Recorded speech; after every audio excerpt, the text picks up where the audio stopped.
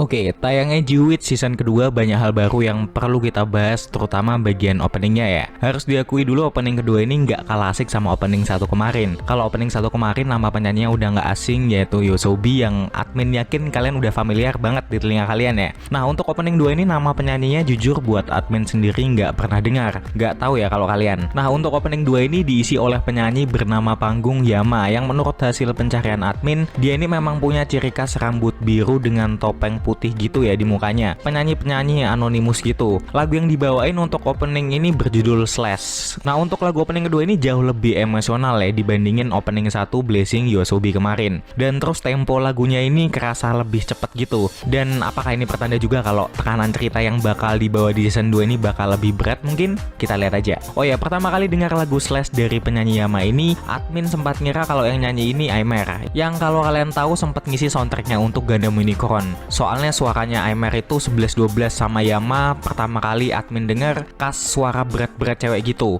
Tapi ternyata ini Yama. Oh ya, admin nggak bisa muter openingnya ya, biar nggak kena copyright. Jadi yang penasaran mending dengerin dulu aja. Oke, kita mulai bahas dulu dari scene per scene yang ada di openingnya ya. Nah, di pembukanya kita bisa ngeliat Sule sama Myorin kayak berada di gurun atau hamparan luas gitu, dengan penggambaran di sisi kiri ada Sule yang dikelilingi reruntuhan dan di sisi kanan ada Myorin yang dikelilingi tumbuhan hijau-hijauan gitu. Nah, buat admin di bagian ini mau nyoba jelasin perbedaan pandangan yang mungkin terjadi di antara Myorin sama Sule ya. Apalagi kita tahu di episode 12 kemarin Myorin ini punya cara pandang sendiri setelah ngelihat aksi penyerangan sadis yang dilakukan Sule. Oke, next lagi. Kita di sini bisa ngelihat bagian-bagian tokoh yang disorot. Yang pertama kita bisa ngelihat Myorin yang tenggelam yang diselingi dengan sosok Suleta yang kayak lagi kebingungan nyari seseorang gitu. Yang di sini kayaknya orang yang dicari itu nggak lain bukan ya Myorin. Nah, penggambaran Sule yang kebingungan nyari-nyari gitu ditambah Myorin yang tenggelam bisa jadi mengartikan adanya jarak di antara Myorin dengan Sule semenjak kejadian di plan. Nah, terus penggambaran Myorin yang tenggelam ini menjelaskan situasi atau posisi Myorin yang saat ini sedang bimbang. Bayangin keluarga satu-satunya yaitu ayahnya koma, ditambah orang dekat satu-satunya yang bisa ia percaya yaitu Sule sendiri melakukan perbuatan keji yang merubah pandangan Myorin terhadap Sule. Jadi bisa dibilang Myorin lagi nggak punya arah hidup ke depannya mau gimana. Oke, next lagi kita bisa ngelihat tokoh-tokoh penting lainnya seperti ada Elan, Sadik, dan si sad boy Guel. Jujur pertama kali admin tahu penggambaran watak Guel di awalnya admin nggak ada simpati sama sekali sama nih tokoh. Bakal jadi tokoh yang tukang rusak dan nggak terlalu menarik buat dikembangin. Nah, cuman semenjak berbagai macam permasalahan yang dihadepin Guel, mulai dari dirinya yang ngerasa nggak dianggap sama keluarganya, alias kayak beban gitu, terus dibuang lah kasarannya, ditambah lagi ayahnya mati di tangannya sendiri,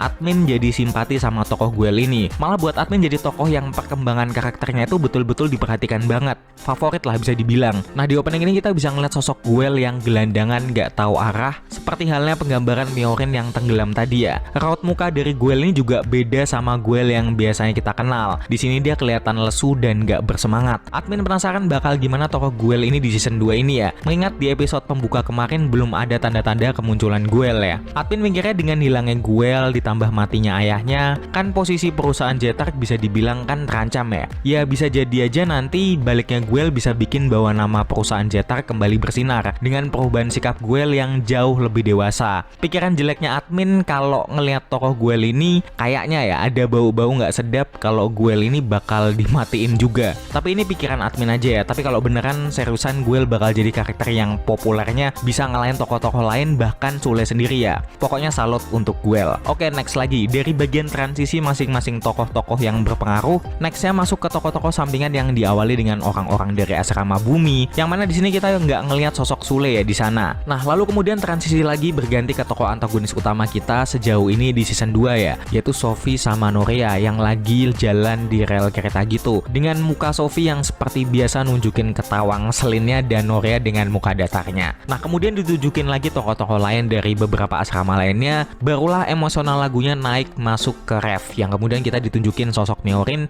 yang kebingungan atau kaget gitu dari balik cermin yang kemudian cerminnya retak. Kemudian baru balik ke sosok Sule yang lagi kebingungan nyari-nyari kayak tadi, terus ngelihat ke sebelahnya ada sosok Gundam Ariel Rebuild. Sule di situ langsung terfokus ke Ariel ya. Nah, di bagian ini asumsi Amin ada sesuatu yang hidup di balik Gundam Ariel ini yang ngebuat pemikiran Sule ini bertolak belakang sama pemikiran Myorin. Admin mikir ada sesuatu yang hidup dari Gundam Ariel yang ngebuat Sule ini jadi bertanya-tanya atau kebingungan gitu. Kebanyakan opening Gundam biasanya kan pilotnya berdampingan sama Gundamnya ya kan. Nah kalau ini justru pilotnya yaitu Sule yang ngadep ke Gundamnya sendiri, seolah-olah ada sesuatu di baliknya. Apalagi setelah bagian itu kita ditunjukin ke bagian Lady Prospera alias Ibu Sule dengan penggambarannya yang setengah, yang kemudian dilanjut dengan sosok siluet Sule kecil atau si Eri kecil dalam bentuk cahaya gitu. Nah admin mikirnya ya pasti ada hubungan antara scene atau bagian ini sama Gundam Aerial tadi. Oke lanjut lagi, kemudian ada dealing Rembrandt dan ditunjukin lagi tokoh-tokoh penting kayak Sadik, si Sad Boy atau Guel, dan si Elan. Nah di sini ada penggambaran menarik dari si Elan ya, dimana sosok si Elan ini ditunjukin dipisahkan, dimana sisi satu ditunjukin mata Elan yang tertutup dan sisi sebelahnya lagi ini ditunjukin mata Elan yang perlahan terbuka gitu. Nah perlu kalian tahu kalau di episode pembuka season 2 kemarin itu bukanlah Elan asli melainkan cloningan Elan nomor 5 ya, seperti yang di season 1 kemarin. Jadi buat kita bedain mana Elan cloningan sama yang asli itu dari antingnya. Kalau Elan asli itu nggak pakai anting sama sekali, sedangkan Elan yang cloningan itu pakai anting. Nah cuman bentuknya beda. Kalau nomor 4 yang kemarin dimusnahin itu pakai anting yang bentuknya kayak bulu gitu, yang artinya kalau kita lihat di openingnya ini, yang pakai anting bulu ini ialah sisi Elan yang matanya tertutup. Nah sedangkan sisi lain yang mata yang terbuka itu adalah nomor 5 dengan bentuk antingnya yang nyerupain bentuk kerucut gitu ya. Nomor 5 ini juga beda ya di bentuk kostumnya di bagian bahunya. Nah penggambaran dua sisi dari Elan ini di bagian openingnya ini menarik nih. Admin mikir bisa jadi pikiran cloningannya ini sebenarnya terhubung ya. Jadi sebenarnya meskipun nomor 4 dimusnahin, nomor 5 sebenarnya masih bisa ngerasain kehadiran nomor 4 dalam dirinya. Bisa jadi karena mereka nanti terhubung lewat gun format gitulah. Ya pokoknya kita lihat aja nanti. Oh ya BTW penggambaran anting dengan bentuk bulu atau kerucut itu bisa jadi nunjukin sikap karakter dari masing-masing cloningan Elan ya. Yang mungkin kalau bulu itu gambarin kelembutan, yang kita tahu sendiri kalau nomor 4 itu kan digambarinnya punya watak santai dan nggak banyak ngomong gitulah, bisa dibilang lembut. Nah sedangkan untuk yang bentuk anting kerucut untuk nomor 5 ini bisa jadi gambarin wataknya yang mungkin lebih keras atau latar belakang dari masa lalunya nomor 5 ini yang keras ya. Meskipun kalau kita lihat sendiri di episode 13 kemarin digambarin kalau nomor 5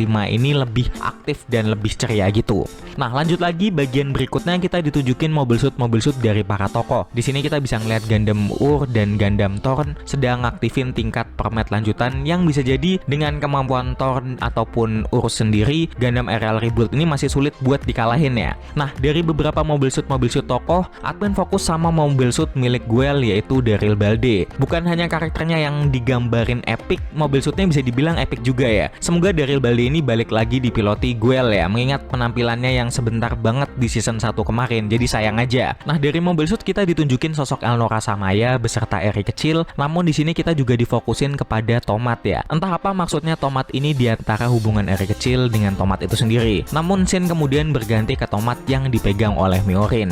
Dan kemudian scene ditutup dengan ditunjukkannya tokoh-tokoh lain yang kemudian diakhiri dengan bagian Sule yang menghampiri Myorin, kemudian Myorin menatap ke Sule dengan tersenyum kemudian menatap kembali ke langit. Nah arti dari bagian ini mungkin ingin menjelaskan kalau di season 2 ini akan menjelaskan proses Sule dalam meyakinkan Myorin untuk meluruskan segala sesuatu yang terjadi di antara mereka. Meskipun selama prosesnya terjadi jarak di antara Sule dan Myorin yang membuat mereka bakal sulit untuk bertemu ya. Namun endingnya dari season 2 ini mereka berdua akan kembali menyatu dan berjuang bersama-sama untuk tujuan yang lebih besar. Itu mungkin yang admin pikirin dari bagian ini ya. Oke, mungkin gitu aja hal-hal menarik yang ada di opening kedua ini yang bisa admin bahas. Kalau kalian mungkin punya pendapat lain, silahkan kasih pendapat kalian di kolom komentar ya. Admin pamit undur diri, bye-bye.